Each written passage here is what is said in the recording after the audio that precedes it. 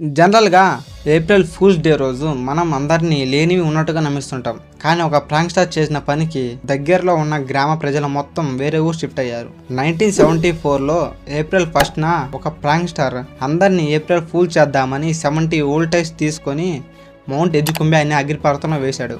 దీనివల్ల ఆ టైర్స్ తగలబడి ఒక బ్లాక్ స్మోక్ అనేది ఫామ్ అయింది. దానిని చూసిన దగ్గరలో గ్రామ ప్రజలు మొత్తం అగ్నిపర్వతం పేలుతుందని భయపడి వేరే ఊరు షిఫ్ట్ అవుతుండగా తీరా పోలీసులు చెక్ చేయగా వీడియో కోసం చేసిన దిక్కుమాలిన పని అని తెలిసింది. పిక్చర్ల గురించి వెంటనే కానీ లైవ్ లో ఇదే చూడటం. Fact number 2. హెన్స్ స్టెనింజర్ అనే ఒక ఆస్ట్రియన్ వ్యక్తి. ఇతనకు ప్రపంచంలో అత్యంత ఎక్కువ గడ్డం ఉన్న వ్యక్తి అని గిన్నిస్ వరల్డ్ రికార్డు ఉంది.